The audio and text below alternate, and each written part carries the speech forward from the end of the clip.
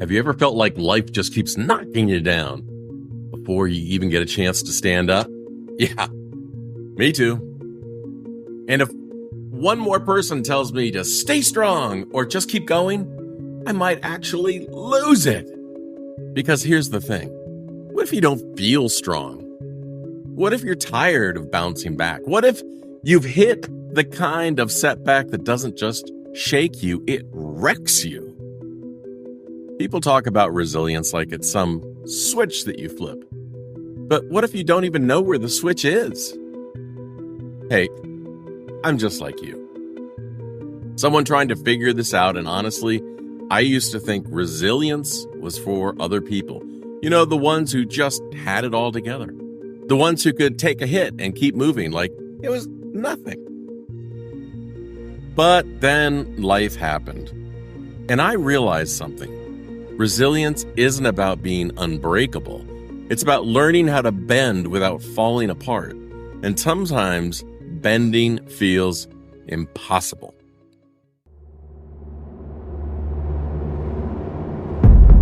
Nobody tells you about the emotional exhaustion that comes with trying to be resilient. Like, sure, bouncing back sounds nice, but what if you're just done?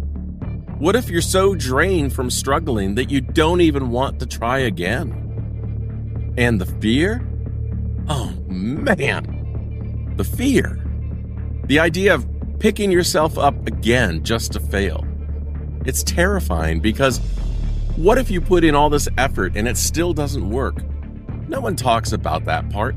The part where you want to move forward, but you're frozen by the thought of failing again. And let's be real. It doesn't help when it looks like everyone else is handling life so much better than you. Social media is full of people who seem to have cracked the code. They lose a job and suddenly they're embracing the journey. They go through a breakup and now they're learning to love themselves. Meanwhile, you're just trying to get through the day without completely unraveling. But here's what I'm starting to believe. Resilience isn't about looking like you've got it together. It's about deciding that you're not done yet.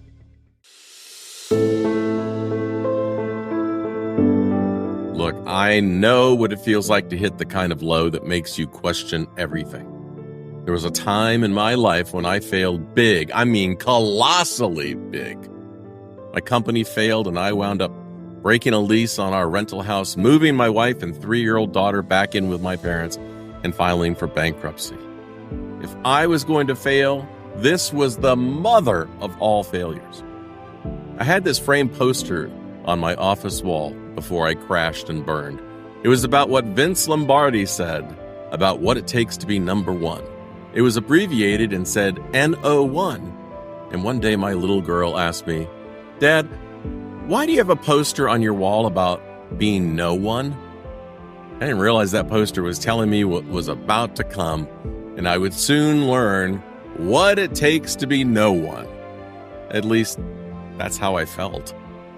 I'd gone from running a 45-person medical practice to leaving it all behind to start my own land development company, and then, boom, out of my control, the economy crashed in the late 1980s. Banks stopped lending on rural property, and just like that, my business was dead. I didn't have enough experience to see it coming.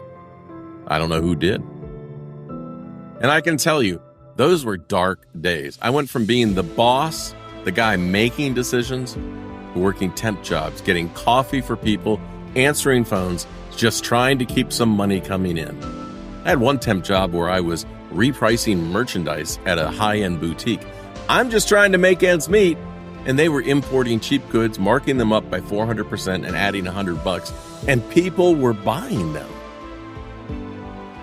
I felt lost, alone, afraid, confused, and completely depressed. It wasn't just the financial fallout, it was the hit to my identity. I didn't know who I was anymore.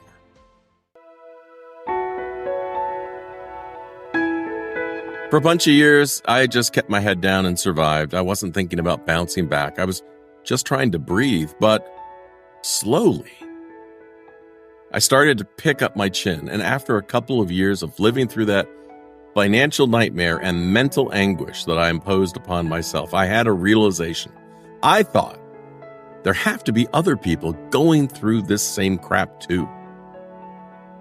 That one thought changed everything. Because I had been in the pit of it, I had lived through the debt, the failure, the fear.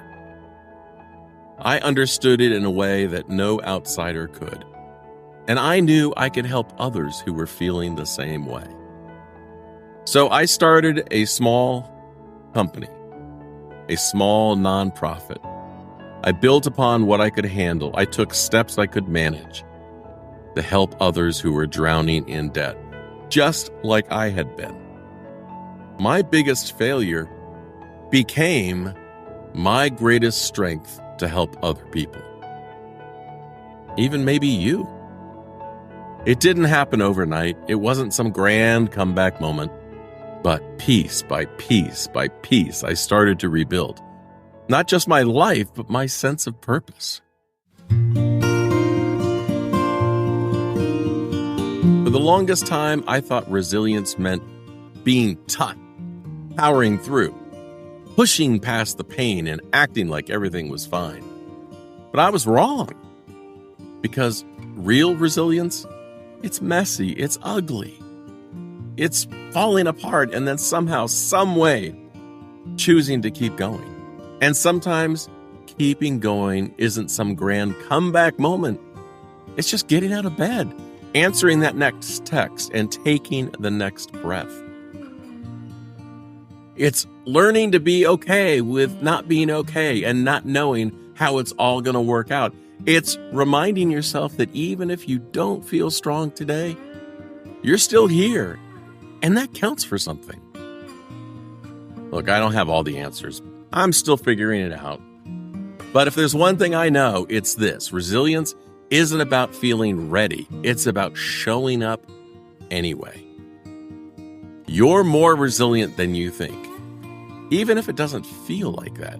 Even if you're still struggling, every time you decide to try again, every time you take one more step forward, you're proving it. And you know what?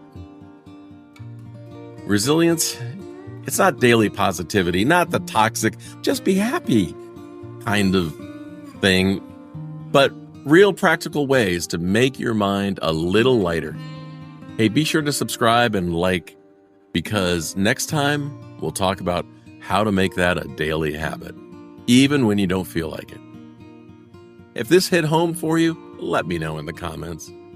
How are you getting through? And if you want some free resources to help you along the way, hey, check out the post for this show on oldguyinsights.me. That's me. I'm sending you a big virtual hug. You're not alone in this. See ya.